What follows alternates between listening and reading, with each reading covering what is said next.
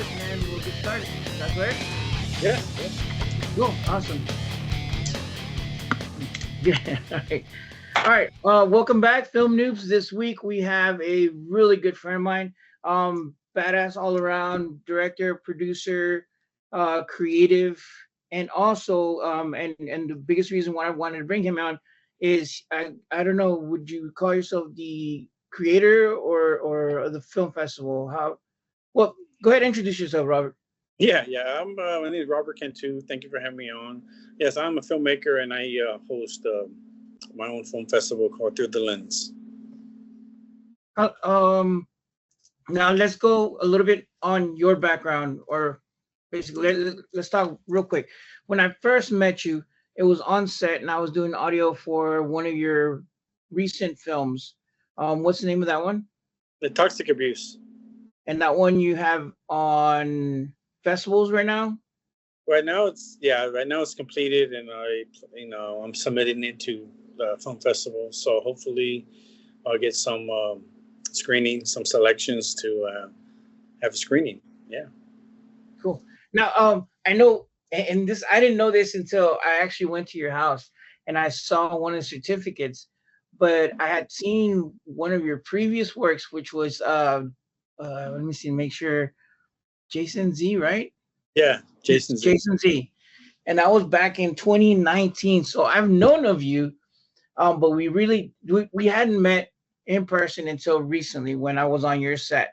But Jason Z, when I saw that short submitted to one of the festivals we were on, I was impressed because not only did it have the production quality, really good story, but all around it was well made. And I was like, man, dude, this is badass, especially for a fan film. Mhm. I loved it and I really enjoyed it. But I know most of your work now Yeah. goes over um, film noir, right? Yeah. There you go. Which, you know what? I still gotta remake that damn certificate for you because Yeah, Jason too. we messed up. We put Jason 2 instead of Jason Z. Yeah. I love the Friday the 13th. That's my favorite franchise of all horror. It's not my favorite horror films, but it's my favorite franchise. And, you know, it came on in the peak of being like 11, 12 years old. So just imagine being 12, 11 years old watching Friday the 13th, man. It's the greatest thing you can, it was the greatest. It couldn't be any better. And it wasn't. So, and, I always had a soft spot for it. And I decided to write a full script of it. Yeah. And then just said, you know what, I'm still in love with it, and I just had to condense it down to a short film based on the feature script I wrote, and that's how it came about. And I just really been in hibernation as a filmmaker for over 12 years, and this was my first film in 12 years. I made a film, and I stepped right into it, and it was great. It was great. It just had everything down, had it cast, and it came out the way it did. I'm really happy with it. Now, were you in California at that time? No, I drove to California. I tried to make it here in Austin or San Antonio, and I just was hitting a bunch of brick walls, especially with the makeup department. They were not willing to go beyond what they tell me that what they do, even though they're getting paid. I told them that I'm asking you to push more than what you can do, and I just wasn't. I wasn't getting along with no one, with none of them, and so I kind of scratched that and said, "Hey, let me just go to LA." My friend, who also co-directed it with me, he has all the equipment. He has a drone, and it just, I did all the casting from San Antonio at the time when I lived in San Antonio, and flew to LA just to have a meeting and then do some location scouts. And we shot this in Malibu right after the fires. One of the parks were completely burnt to a crisp, so we kind of just used that as the scenery. It's badass. Yeah, it kind of just worked. It kind of just made itself. It really did. And I started casting everyone really came forward with it. It all worked out pretty well.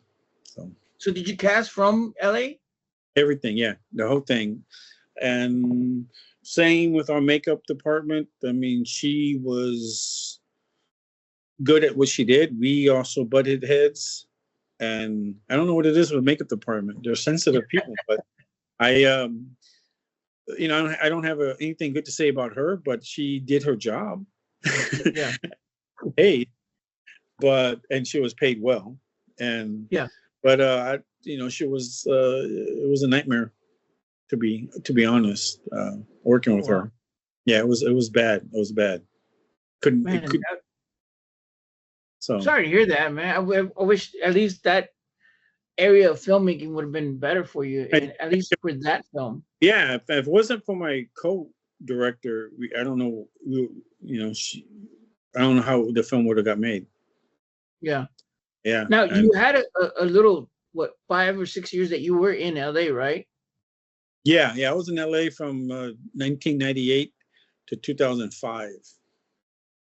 Now, was that the short time that you were kind of away from filmmaking, or that was part of? No, they're just learning to make films, to get on a film set, to get in an actual professional film set, not a bunch of guys, let's make a film like today is. No, back then, no one did that. There was, they had film back then. So, yeah. It was a real thing. It was a whole crew. It was they needed the whole 10 yards of crew. It wasn't just, they didn't have a loader and two camera assistants. It ain't just a DP working itself.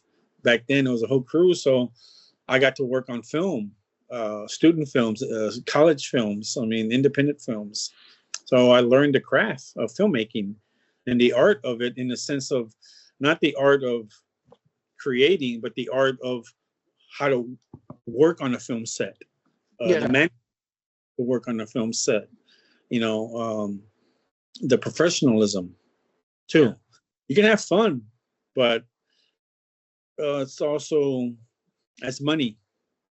Every hour we're not filming, that's money lost, I was taught. Yeah. So I work fast. LA people work fast, and as you know, in my film, I work fast. And it kind of paid off at the stadium shoot. On the last shoot was, I thought we were going to be there to maybe 1:30, and we finished. We were actually under schedule. Yeah, like almost 2 hours ahead of schedule. By the time we were done, I think anyone else spent about maybe. No, they would have been there to probably 2 or 3, in my opinion. From what I've seen, how people work here in Austin and San Antonio, they would have been done by maybe 2 o'clock if they're lucky. And, working in LA, seeing how things need to be done, and every time is money. I try to work. I still work in that capacity. I know that when I shoot on film, but I grew up working on films. I learned how to make movies based on shooting on 16 and 35. So it's a hustle. It's a hustle. Every time we're not filming, it's money lost. The whole crew around, that's wasted time, wasted money. So I take that with me. And maybe this generation doesn't have that mentality. They can spend 45 minutes to 90 minutes to set up one scene because of lighting and camera, sun blocking. But I learned to bypass that and shoot what's important. Yeah. Now I have noticed that, because I've worked on a 60 millimeter film, and we shot it in a week, and I was like highly impressed, because even though we had a big crew, we had a grip department, an art department, sound. I had because I was doing sound, so I had like 2 people with me, and we had PAs up the butt, but the way it was ran was so proficient. But because, like you said, time is money. One can, I was told, was like $2,000-3,000 just to develop. I was like, what in the hell? Because we were having it shipped out we were in Cuero, Texas, so that's South Texas. One of the guys would have to drive every day after we close the day. He'd have to drive about 2 hours to the next town, FedEx it out, You know what I mean? And then that was it for that day. And then the next day, the same thing. But it was the timing and how it was ran was so much quicker than how I'm taught as a digital filmmaker. Because as a digital filmmaker, yeah, we don't have the rolls and rolls and rolls to shoot, but I think we take that for granted. And we're like, oh, we sit around, it's cool, it's chill. It's like, oh, don't worry about it, we'll catch it, whatever. But no, I think you're all right with the whole like, no, it has to be done quick, efficient. You know what I Well, mean? yeah, I'm not just. You got to be. I think a lot of filmmakers are very inconsiderate of if they're filming only when they're filming on location. You have a studio and all that, whatever. But when you're on location, you know, so many things can happen. I mean, that you can't Yeah. control weather. You can't control the weather. You can't control any kind of emergency that deals with the police or fire department that's going to just kill your scene. A helicopter crash, a crime scene. I mean, there's so much, and you can't just sit there like time. They're all going to hold for you to make your film. No one cares about your film but yourself. To be honest, no one does. Yeah. And other filmmakers kind of hold that weight, like everyone, like it's so important to everyone. No one cares. So I work fast because no one cares about my film. So if something happens, I got to get out of there. You Yeah. know, and they don't care if I'm filming. I'm almost done. So, I carry all, and that's what I learned in working in LA too. They don't, they got to hurry up. Something can happen. You take your Yeah. time, and thing there's a neighbor called the fire department. I've seen it. The fire truck came, and here we are. Here's someone taking all the sweet time to light it and block this, and you know, I don't like that thing back there. Can you cut that branch off? We got to go, and that's 10 minutes. And the next thing you know, the fire department came, you know, Man. right there, right where we were filming. They don't care. And, and they just had to go to another street, and they didn't match. You had to shoot close ups and blur the black. That's what you Yeah. had to do. Well, that's what happens when you take your time in a location. So, a lot of things I learned in LA in the 5-6 years I was there. And, you kind of just learn with your eyes too. Watch how film is made. Sometimes you ask too many questions, and that can bug people. It bothers me when some people ask even just basic questions. It's annoying because it's like, wow, it just shows how much you don't know. And we do Yeah. carry that kind of arrogancy, but, sometimes if you just, before you ask the question, once you try to learn with your eyes and ears and see how you're going to absorb maybe that question before you ask it. So I learned a lot. And I was very timid too, so I didn't ask questions. So I think that helped me to my advantage. That's probably the only good thing about being intimidated, because I didn't know anyone, and a lot of them seemed so secure, so how you say, I guess, secure with their own surroundings, that if I asked a Yeah. silly question, they would have just I would think they would just call me out on it or something. And Wow. that never happened, but that kept me from asking a question that might have been a dumb question. But it got answered Yeah. while I was working there. I did the boom. I did craft service. I did, I was a set photographer. I had a Dodge pickup truck, so I was a delivery, picking up parts of the set. Yeah. I mean, I got my hands on every position to know what needs to be done. As you see on my films, is 3 people on a set, because Yep. I just learned how to do it myself. Now I got a question because I was reading on your IMDb that you're more geared towards film noir. Would that be because of efficiency, or because that's something that you're more driven to?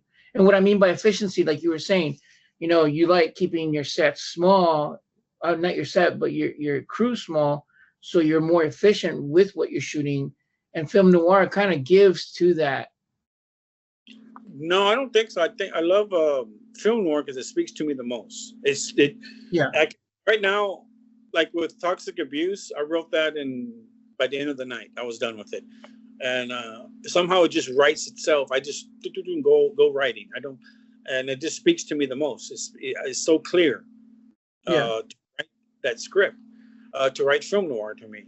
Anything else would be might take a week or so to finish a short script, a 20-page script or something, 15 to 20 page. It might take me longer because um, all that needs to be thought out. And right now, film noir speaks to me. I love it, and I don't really.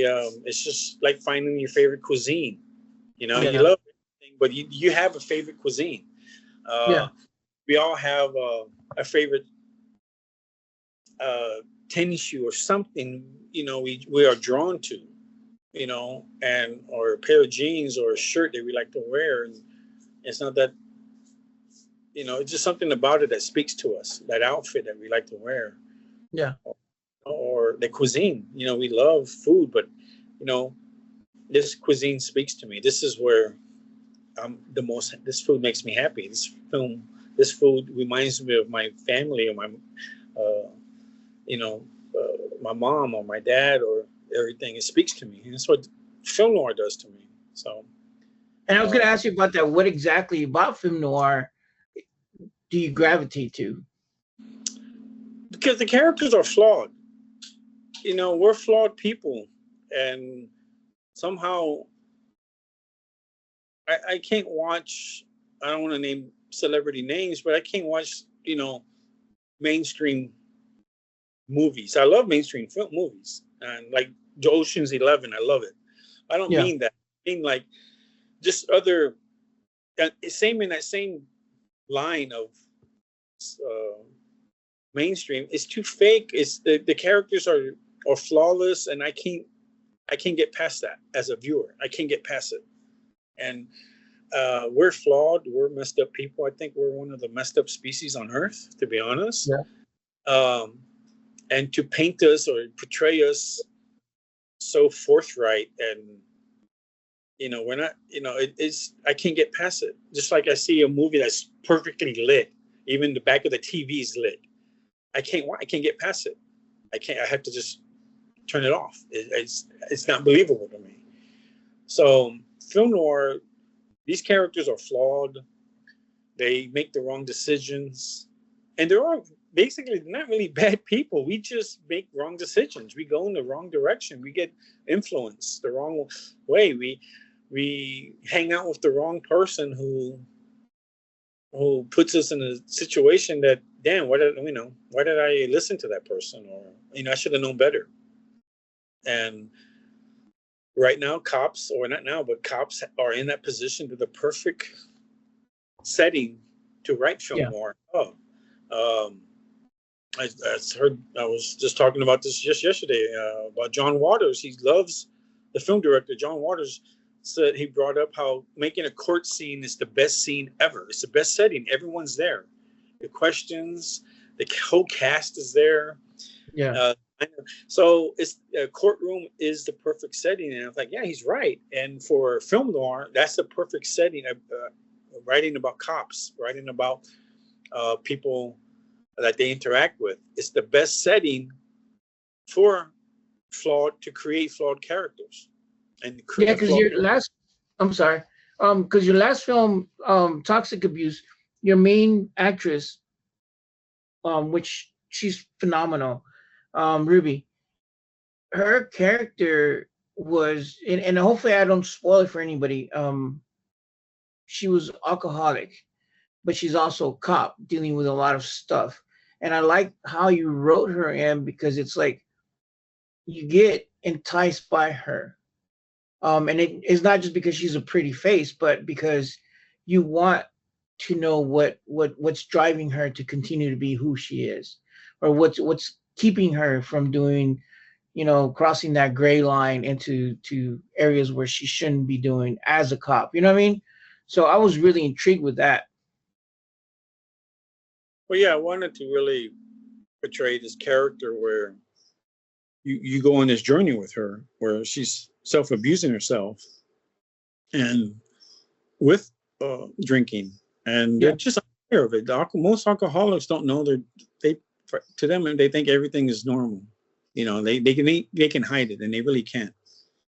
And that's the delusion of being an alcoholic. It's also most cops are alcoholics. They don't want to acknowledge that, but that's one of the number one flaws they have, other than maybe fraternity, having too many kids. That is a characteristic. That's one of the three fundamentals of being a cop is alcoholics, they're abusers, physical abusers in some way with their spouse or just with people, and they're very family oriented. They have a lot of kids. Firemen and cops. That's not. If you're a woman, don't date them. Stay away from them. But I think again, back to noir, that's the perfect setting to tell those stories as a cop, because they're supposed to uphold justice.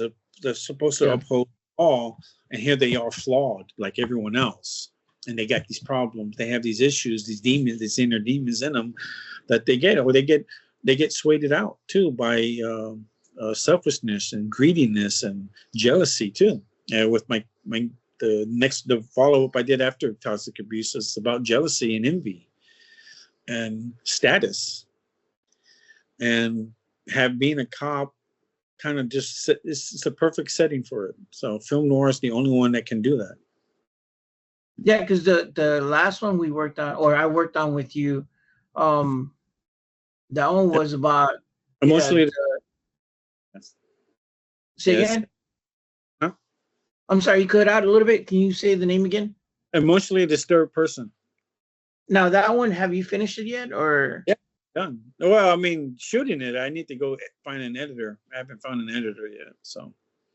Yeah, and that one was, like you said, it was about jealousy, because I got most of the gist about one of the cops being jealous because the other one had, or she thought the other one had more attention and so forth, and so that was driving her to kind of push in a negative direction. And I'm not trying to say too much of it because I don't want to spoil it because you haven't finished it and it's not out yet. But I really like the fact that, again, you play on those emotional distressors that most of us kind of like, almost like a novela. You know what I mean? You want to watch the train wreck, and you want to watch how much this person will go to what length before they break. But I think you have that twist where you're like, well, no, it's not just that. It's also this, and I'm going to bring you into their lives because I'm hooking you with what you like, which is like the train wreck. You know what I mean? Yeah. I definitely give out the train wreck on both films, and to me that's the point. Well, I don't see why anyone wouldn't do that, because the whole point of this industry is the train wreck. And certain films or filmmakers kind of have a different approach to filmmaking, and maybe that's just a generation thing, and I'm a dying breed of that. But the generation I come from, every film is a train wreck. In no matter if it's comedy or drama or action or even a rom-com, there's the Karate Kid is a train wreck. Yeah. It's about him being abused and bullied. That's a train wreck, and him winning in the end, seeing that victory. So I come from that genre where kind of films today don't really even want to touch that narrative or go there. And it could be a generation thing, and that I have to accept that. That's why Tarantino hasn't made a film in 8 years now. They want him to tone it down, and he's like, going to sit it out as long as he can till he can. Yeah. But filmmaking, is to entertain us, and I hope I can. Yeah, and you know what? I don't think we should sit it out. I think we should push back, because there is an audience out there who is tired of your superhero perfect. Look at what they did with that one series on Amazon, The Boys. You know what I mean? This was after like 10, 20 years of the perfect superheroes. Now you have The Boys, and they're super flawed superheroes. Like, they tell the story of what a superhero would do because of the intoxication of having too much power. You know what I mean? And I really enjoyed it. although one of the characters pushed a little bit too far because they had sexual abuse as part of his like thing, and I was like, okay, well, it's uncomforting, you know what I mean, to watch something like that. But I got the gist of it, and I was like, man, it really gets you thinking because again, we've been force fed these perfect characters through Marvel and all that, and you're like, okay, I'm tired of it. I want to see. I want to go back to what you said, what that train wreck, that entertainment. You know what I mean? The narrative. The narrative. There you go. Better word for it. Thank you. Now, as far as like other films that you've done, you've pretty much stuck. Well, minus Jason Z, you pretty much stuck to the film noir. Do you maybe think of like, okay, well, after next film or two, whatever, I'll switch over, or you're like, no, I'm pretty comfortable in this, and I'm going to continue this journey until I can't no more. No, yeah, I want to make cop films, film noir. That's all I want to do. I don't want to make a rom-com. I do not want to make a sci-fi film. I don't want to make. I want to make a horror film. That's about it. But other than that, I don't really have any. I'm not interested in that. I'm Yeah. really, I'm interested in making a western, but more of a noir western. They still, they Yeah. still got cops. They had sheriffs and deputies Yeah. back then. But they still had the law. So I was, want to maybe touch base on that, or even a horror noir combined. That would be interesting. There is one out on Hulu right now called Long Legs, and it is the Probably. and Nicolas Cage is in it, and he's insane. And we already know he's already insane. But Yeah. that movie, he just pushes it up. He just when we thought we know Nicolas Cage is crazy, he just keeps on giving. But Yeah. he plays it's a noir film, but with horror in it. And I'm like, wow, this is the best. I've been watching this movie over and over and over because it's like this could be my next film. Or the next project I want to do is horror noir, and still in a cop investigation too. Yeah. So, so it would be that, like, it would be a fusion. It's like my films; they're called Robert Cantu fusion, not a Robert Cantu movie or Robert Cantu film. It's a fusion because I'm making fusion together. I'm putting genres. I'm also putting women in my films where normally there would be a male playing the role.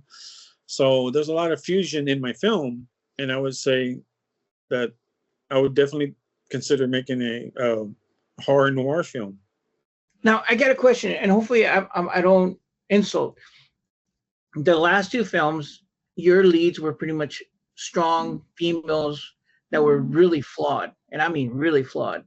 But you didn't portray them in a light where, one, they're overly sexualized, two, too flawed that you're like, you hate them because she's a bitch.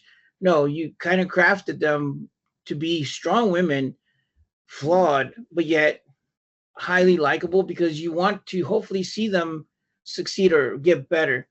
Do you find that most of the time, and this is something I hate, fucking ridiculous, is the fact that we do things to meet quotas or meet gender specific, whatever, the DEI quotas that we have to meet, especially as filmmakers. I'm like, do you find that like, I don't care, this is what I want to see, therefore I'm filming it this way? Well, kind of both, but yeah, I don't really, that's not the mind process when I create it or start getting into production. I get the best person that's for the role, or I write in the material that's just that this comes out. I don't really think about all that. I don't see the reason why these women are probably still that you're not against them is because they're not bad people. Yeah. They're not villains. They're not monsters. I mean, the last film I did, you can see she becomes a monster. But before all that, you see everything built up to it. And right now, with people, how people are today with social media and, hits on their posts, they're kind of turning into monsters within their own right. And you can see how things built up where they were first human, and then we see them now, they become this other person because they have all these hits and they're getting all these views, and it turns them into a different person. And so my characters, they're genuine from the beginning. Yeah. And we see why they become, instead of just making them a Marvel monster, we don't even know why they're bad. They're just, okay, he's bad just because we said he is. There's layers why they become bad, or we see them from human till in the end result where they're very so I always humanize my characters. And which you did a phenomenal. And like I said, in the last two films that I've worked with you, and thank you for that. I actually have seen where you use that trope in your characters, where you really do show the human side, not just what they've become. And I think that's what I've been attracted to, the story and the character driven story in your films. And I'm like, man, cool. But like I said, I was just wondering if that was one of those things like, well, I've taken into consideration because of the movement that we have, or it was no, this is what I want to see. You know what I mean? I mean, the movement is important. I do acknowledge that, but when you have the position to hire, then you should hire within that movement. But I'm not in that position to hire that many people, or I only can get what I can get. Yeah. So I actually did have this conversation a while back with my wife about that, where if this is ever brought up, I'm not in that position to hire that, because I don't. First of all, it's self-financed. Second, I only can get what I can get, and that's just how that is. And we kind of just moved on from one project to the other together. Me, you, and Avi, and even Ruby came on. Yeah. So kind of still had the same crew. That just we just hopped on from my last one to this one. So, but I'm not in the position. But when I am ever in a position to hire, I'll definitely hire within the movement with show different minorities and everything. Credentials is everything too, but it can't be one-sided. Yeah. That's cool. Now, let's go into something that you just happened recently, which was your film festival. How long have you had your film festival for? I just finished the second year. The second year. So going on 3 now. In June, the new submissions start up in, I think, June 15th or something. So it's on Film Freeway, but I will be starting the third season in June. And it's called Through the Lens Film Festival. Now, what's the focus of your film festival? I really it's on there where I kind of want to focus strong narratives, films that really speak about the artist in the sense of the storytelling, hopefully about more films, how films were in the 80s and 90s. Let's get away from, the films like that have been today that have kind of just become very redundant. I want you to make films and something that's a voice, your true voice. I'll give a shout out to one guy. He did a film, and you can judge it and go, and cinematography, you can say there wasn't any, but what it was his voice and the narrative. I never seen where you go, oh, it's another version of Clerks, and it's not. It's far from it. And it's called 3 a.m. Graveyard Shift. And he worked graveyard shift, and he filmed all the customers there late at night coming into the convenience store. He's out of South Texas, isn't he? Yeah. The movie maker, he's out of South Texas, isn't he? Yeah, Amando. Yeah. Okay, I've seen his film. Yeah, and you can see that it was nothing like Clerks in any way, No.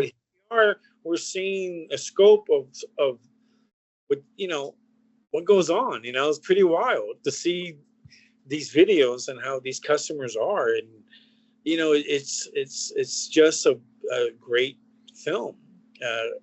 Being a gas clerk, gas station clerk, and I don't know if I would want that job, but it was fun to watch. It was fun to Yeah. watch because we don't have that job, and it took us to that world that we kind of just don't even think about. And that's what I want for my film festival. Show me something like that.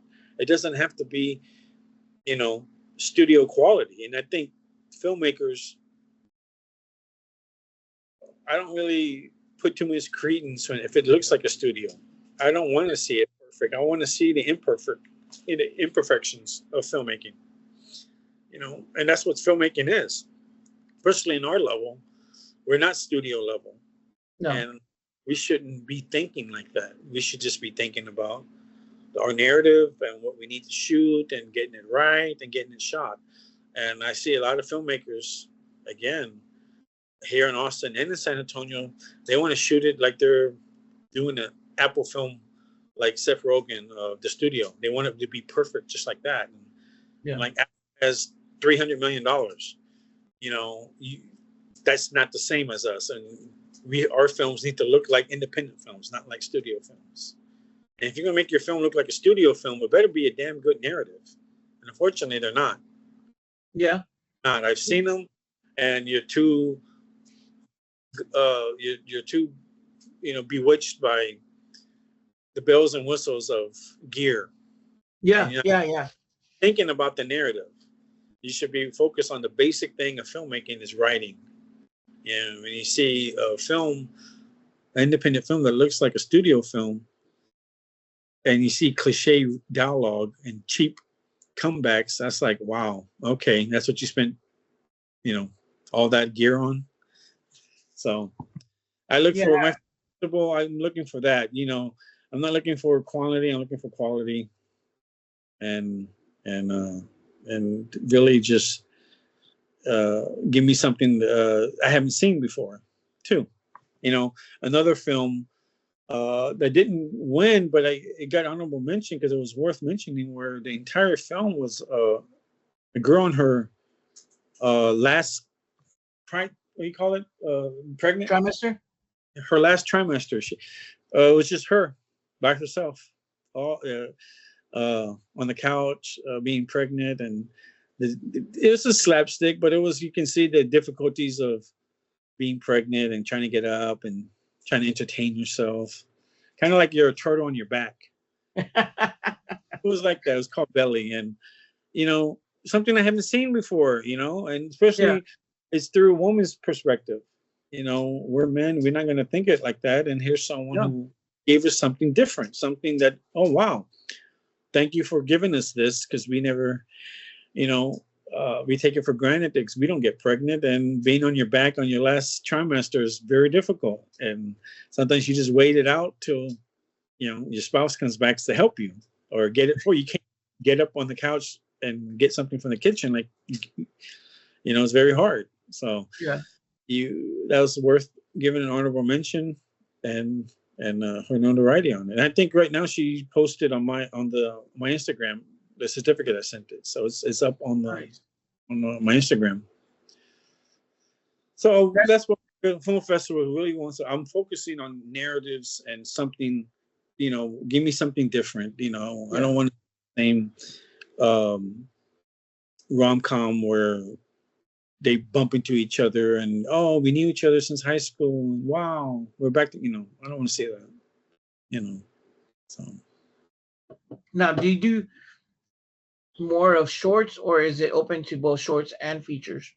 Right now it's shorts because I don't have enough. I haven't built up enough audience yet to do features, but that's the goal, is to make features and everything else, and to be as big as South by. I'm not trying to just have a little film festival. I want my film festival to be as big as South by or Sundance. So that's the goal, to be big. Of course. I mean, otherwise, why even try it, right? Exactly. Yeah. That's awesome. Yeah, because I was thinking right now while you were saying that, when we had our festival, there was this one kid. When she submitted her film, she was, I want to say 16. She was a high school student, and she submitted a film with dolls.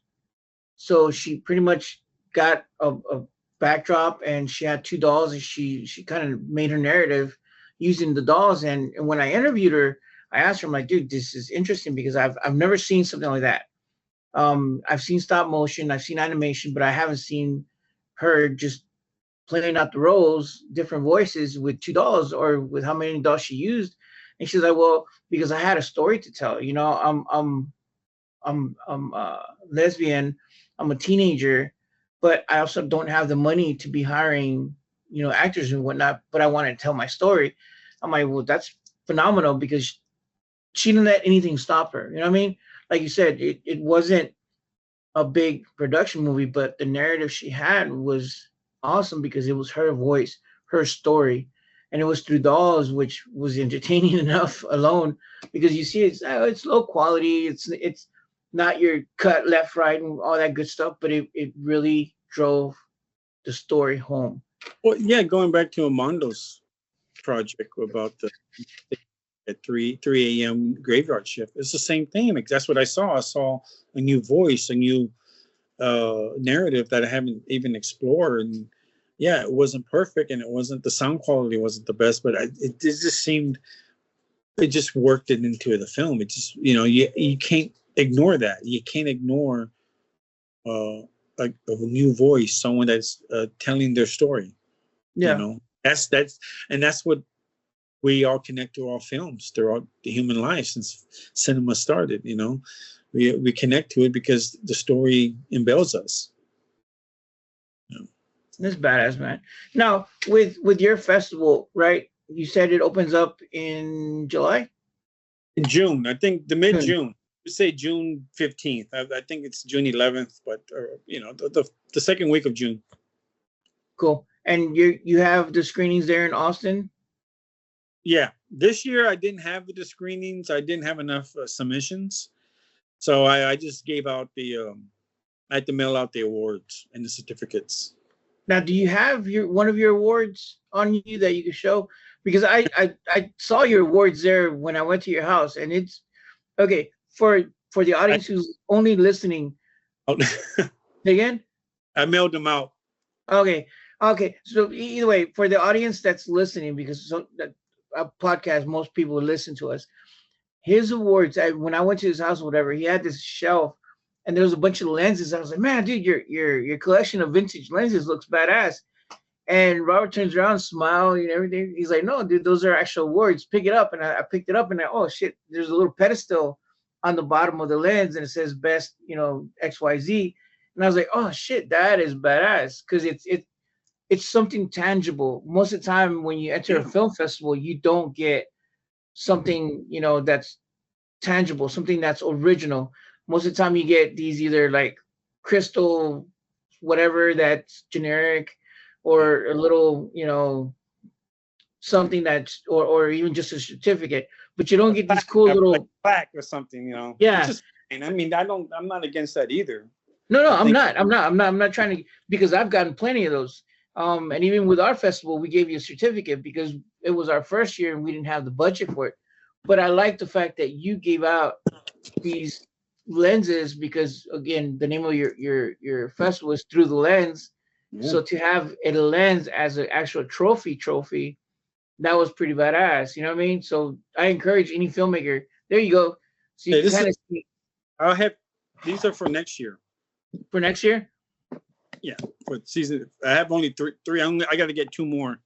Can you move back a little bit on that way they could see for no, hold the lens a little bit higher. Oh, higher like this? Oh, just one of them. See, so yeah, so you had the lens, and then on the bottom he had a little plaque. Again, for the listeners that are just listening to us, but yeah, they're vintage lenses, and they're pretty badass. I like that. So if I encourage you, not just because I'm trying to push, you know, your festival, but because I do encourage people to enter festivals when they can. Now, here's my next question. Because of that, there you go, a little bit higher, because all we're seeing is your nose. Really? There we go. Perfect. Now, in your opinion, and this is a little bit biased because you do have your own festival, the importance of us as independent filmmakers to enter film festivals. What's your stance on that? Well, you should. I mean, you want your film to get seen. You want your film to get screened. You want people to, you want to interact with it. That's the whole point. Why are you making a film if you're not interested in the film festival? I mean, you, you know, it's not like it's like having a birthday party and just inviting yourself. I mean, the whole point is to celebrate the accomplishment and to get rewarded, or just meeting other filmmakers, other people talking about your film that you have screened. So if you have a film and you're not interested in film festivals, then I'd like to know what you're doing with it. I mean, I know one or two people, they don't go that route. They go straight to streaming. Okay, that's fine. But they're doing features. I'm doing shorts.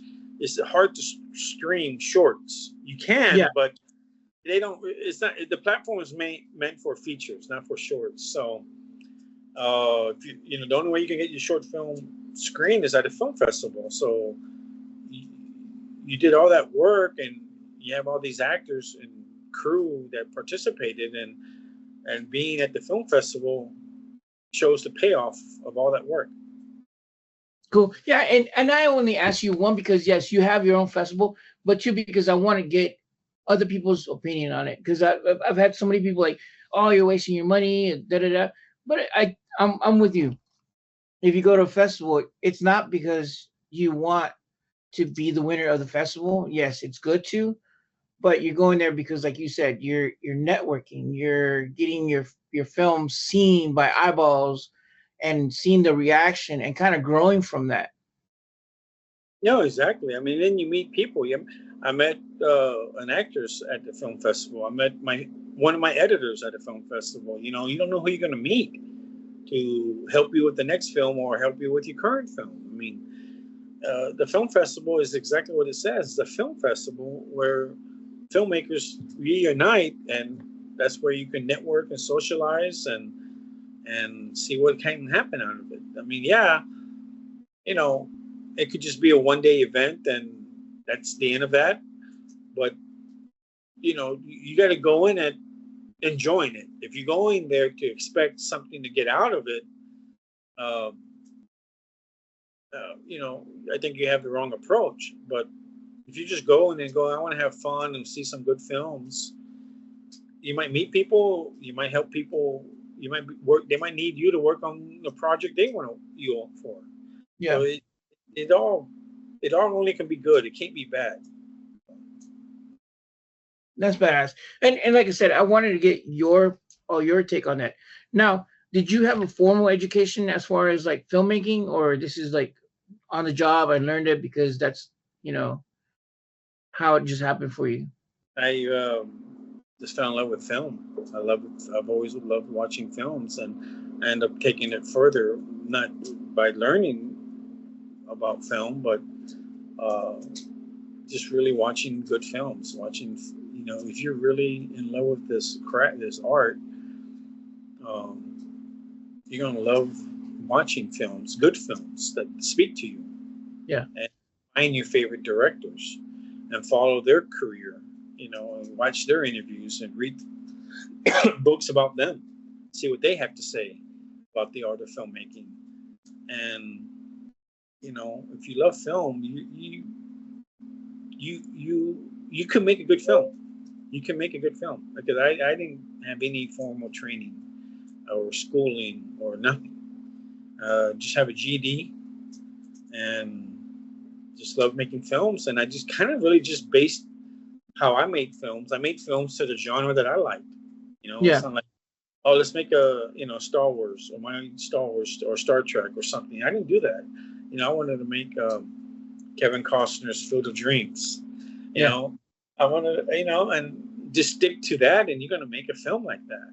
You know, stick to what you can make, and, and that's where that education comes from. Just making films, and like I said, also going to LA helped. Going to Los Angeles and learning how to actually be on a film set. That's badass because yeah, a lot of people don't do that. They say they want to be a filmmaker, but they don't push themselves to be on a set. And I think that's where a lot of your education, even though I teach and whatnot, but I still think that a hands-on education, especially when it comes to film, counts a little bit more. And I say that because every filmmaker, every set, you're gonna learn something new. Especially from being on your set, I learned a lot. And I've directed one or two films, whatever. But having the experience from you and seeing how you work and how you think, and even Avi, the same thing is like, man, those are two different mindsets, two different sets, two different ways of running stuff that I'm going to use to my benefit, because now I'm like, okay, well, I'm going to steal this from Robert. I'm going to steal this from Avi. I'm like, yes, that's going to make me a better, hopefully make me a better filmmaker in the long run. You know what I mean? Yeah, yeah. I mean, uh, right now I'm at the point where, you know, I'm putting everything I learned, everything I experienced, the two films that you got to work on, all that paid off, all that came together that on those days. You know, it's kind of stressful. It's supposed to be, but I think if you love film, you should want to work on other sets. I don't. If there's filmmakers out there who only see themselves as the director, you got it backwards, dude. I mean, try working on a set. You know, quit thinking that you got to be the man or the main person, and Yeah. help. I can't imagine that, because I know some filmmakers who are actual directors and actors, and they are PAs and they help working on films too. So, but I can't imagine if there's people out there who think the only role to play is being the director and you never worked on another set. I think that's insane. I think I'd love to be on. I prefer to be on someone else's set than mine. To be honest, I'm exhausted making these two films in less than 8 months. I made two films in 8 months. I think I'm ready to go and help out with other people's. You know, I don't care. I've Yeah. been hired to work on craft service. I've been hired to be a PA. I've been hired, to be an assistant just for paperwork and make copies. I love doing that. I'm happy to be doing that more because I'm not in charge. So I Yeah. like that idea that I'm not in charge and everything falls on me. To me, that's it's just so relaxing to be on a set that I'm not in charge. I love it. I love it. To me, everyone should want that. You should want to be on films. If you love film, you should want to work on other sets. Yeah, I've never understood that either. I guess I've seen that a lot also when we talk to students and you ask them like, well, what do you want to do at the end of your journey? When you leave school, what is your goal? And they're like, well, I only want to be a director. Oh, I only want to be an editor. And I'm like, okay, well, have you been on different sets? And they're like, well, outside of students, film, have you been on actual people's sets to see what it's like? Well, no, because I'm only interested in doing this and that. I'm like, well, that's kind of a closed minded because you're not really absorbing stuff. You know what I mean? Yeah, you're not going to have confrontation. That's the problem. You're not going to have confrontation with the real world with people. And I met a few people like that's why I didn't get along with the makeup artists in San Antonio, because they're going to do it their way. I Yeah. told I'm paying you. You work for me. You're going to do the makeup my way. Well, that's not how it works. I said, well, if you're working for free, then I have to accept how you give it to me. But this was not $300, $400. It was way more than that I was paying them. So you're not going to come to my set if I'm paying you that much money, and you're going to do what you want. No, you work for me. You're going to do what I say. Yeah. It's like any other job. I mean, Yeah. what job, do what you want, right? You Yeah. know, we all have a boss, I and you mean, think, hey, if you get on feature films, the bigger, higher paid feature films, you're not. I don't think I've ever been on a set where anybody, whether it be me, audio, or a makeup artist, comes in and like, oh, well, this is how it's done today. I'm like, no, there's a department head, and then after the department head, the AD, and then the director, the producers, they're gonna tell you get the fuck off if you don't do exactly what you're being told. that's what's that's what happens when you don't work on other sets, because you're not gonna have that experience about confrontation, and seeing who's really in charge and how much you really are not. You're just an employee where you, all right, nice to meet you. Good luck. I'll hire someone else who's going to listen to me. And, Yeah. if I've had editors don't want me there. I said, well, I'm paying you, so you're going to edit the way I want. Yeah. Oh, this doesn't work. Well, okay, noted. Put it in, leave it in. Yeah. It's I'm paying you. Put the scene in.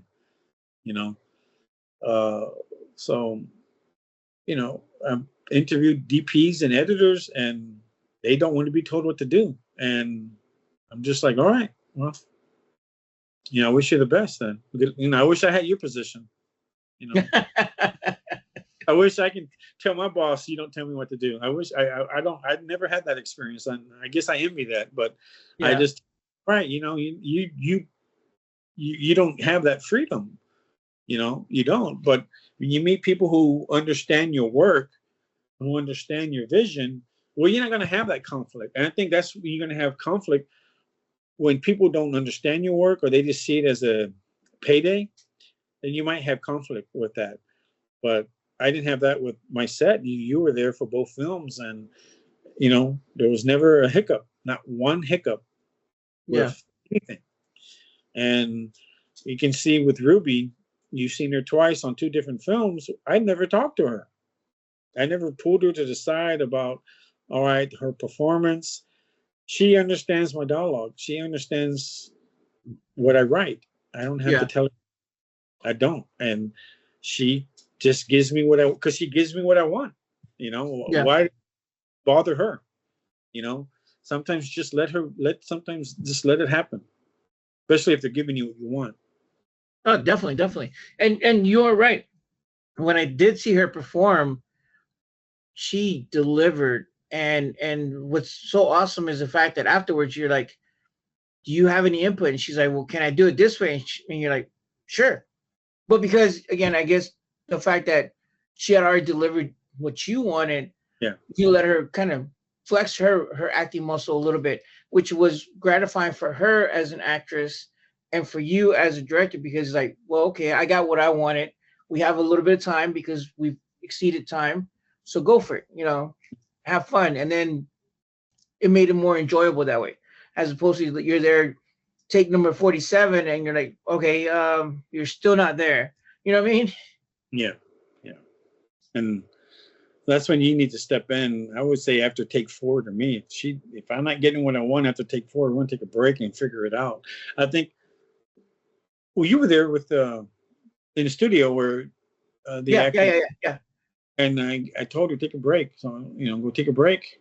And this was about her delivery, and uh, sometimes you need to step in and diffuse the moment, try to make it try to help her or try to help the actor get Yeah. there. And afterwards, she got it. So yeah, that was a perfect call on your behalf. But I think it's also because the experience on, like you said, being able to diffuse moments when those moments arise. Mm-hmm. Yeah, yeah, and so everyone knew this wasn't working out for the actor, and they all just were just there, instead of making it worse. Yeah. They know what was happening, and they were just being there now. Now this, it's you have a good crew and a good cast. When there's something that's just not working, it's they stand aside, and see if the actor can fix it themselves. That's badass, man. So I'm running out of time, so hopefully I don't take any more too much of your time. Um, what's your next project? Well, right now, man, I just did 2 back to back, and I still got to edit the one we just did, emotionally disturbed person. So really, I'm throwing 2 other ideas up, and it's another noir film of genre, but I also have a Selena script that I've written. Really? Yes, and I would love to make that one, but I definitely need help with that. I mean, talking about financially or Yeah. producing, because I also gave it to Stephen to read, He has it. He knows about it. But I really want to make this one next, and it's a narrative about Yeah. Selena's. It's actually the last day of her life. So we Okay. see storylines that led up to that day, Yeah. and it's really also like Chris Pettis, her husband, has now, you know, seen his story is part of it instead of he's been he's been taking a back seat of his own tragedy from the movie and from the series. Yeah. Here he's, you know, we see him as the husband, we see him as the supporter uh, for Selena, and that's not my next project, but that's definitely a project. If I can make it, I will. Yeah. And I already did all my research. It's already written. The script is locked. It's already done, but I've done all my research behind it. Yeah. Legal research is what I mean. And in the script, she's never referred as by her name because it's copyrighted. So she's never mentioned who she is, but in the script, she's just known as pop star. Yeah. Yeah. So Okay. Mhm. there's a little loophole that I managed to work out for me. But right now, it's just a script, and like like my other two scripts that we worked on, they were at least the one we just did, Yeah. EDP, that was written 4 years ago, Wow. and Toxic Abuse was written 2 years ago. So you know these are scripts that have been laying around and just waiting for the light of day. So Selena is going on 1.5 year. I wrote it a year and a half ago. So Okay. I hope I can make this next, but it's a long shot because I don't want to just do it to do it. I want to do it right. You Yeah. know, really want to show Selena's story. I want to show her narrative about how she felt about the album, the English album, how she felt about Yolanda. Not how she felt, but how all this, what people, her family were saying about her. Yeah. And then that I created a dinner scene of them getting her last concert in Houston, the announcement, Yeah. that moment to host the rodeo. So uh, those storylines, seem to be very significant in her life leading up to her death. So definitely want to explore. I want to make that right. Yeah. With the actress and shooting it in Corpus too is going to be part of it. So that's what I mean about getting a crew or getting hopefully some financing or help. A producer can help me Yeah. make this. Because I would definitely it will be shot in Corpus Christi too. Oh wow. Yeah. The logistics for that alone is going to be phenomenal. Yeah, and there's never really been a narrative just about Selena. It's been about the whole band and how she was a kid, and we Yeah. see the whole biography.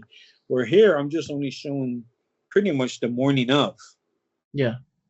and she's driving to the hotel, and then we see the back storylines going on. So this is a true narrative. We don't see Selena as a pop star. We see her as a civilian wearing civilian clothes, her hair down, her just being her as a person, not the pop star that she's known as. So for once, um, there should be a narrative about it like that. That's cool, man. Well, let me know if I could help in some way or form. I would love to because I've had a blast in your last two films that you've had. Mm-hmm. Film festival again. Your festival's name is Through the At Lens. Through the Lens Film Festival. Yeah. We can find it on Free Film Freeway. Film Freeway. Um, your company name or email? Not email. Your website. Corpus Fusion. Say again. Corpus Fusion Productions. Productions. How can we reach you or any kind of socials or anything that you want to plug in? On Instagram. Instagram, Corpus Fusion. I'm usually there. Facebook is so flooded with other things and ads, so I don't even go on Facebook. I post. That's about it. But Instagram, I see. I post more on Instagram, so it'll be Corpus Fusion or Through the Lens Okay. on Instagram. If people want to get a hold of you personally, they could go through either one of those, or Yeah, they can send a message to me through Instagram, and I'll usually respond because if I find people that are curious just to ask me, I do respond back. So. nice, nice. Any last shout outs or anything like that you'd like to send out?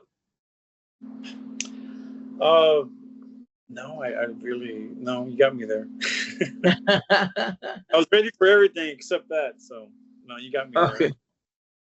But I would say just right now the film festival. Yeah, Through the Lens Film Festival on Film Freeway. We have submissions opening mid-June. I would say June 11th or June 15th, and I didn't have a festival this year because I didn't have enough submissions. So Yeah.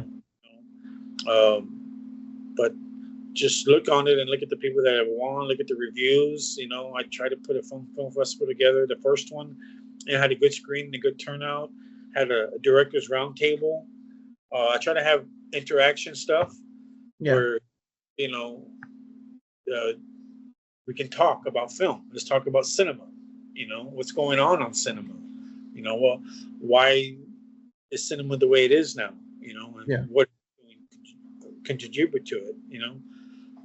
So I did that. I thought it was important to have some kind of interaction with the other filmmakers, to know each other, to get to meet each other. Where I wanted to have a director's roundtable, and let's just talk about cinema. That's badass, man. Well, again, Robert, thank you so much for your time, man. And because we're pretty much out of time, but I do appreciate you taking this, a little bit to kind of have a conversation with me. And again, Film Noobs, if you're interested, and you should be interested, submit your stuff to Through the Lens Film Festival, or get in contact with Robert if you want to co-produce or help him out with future films. Check out your films also. Well, right now you're in the film festival run, so your films aren't out yet. Other than that, did I miss anything? No, that's everything. Awesome. Again, thank you, Robert, for taking your time. Film Noobs next week. Stay tuned. I think we have a bunch of stuff coming up this month. So until next time, keep watching film and support local filmmakers. All right. Thank you, guys. Thank you.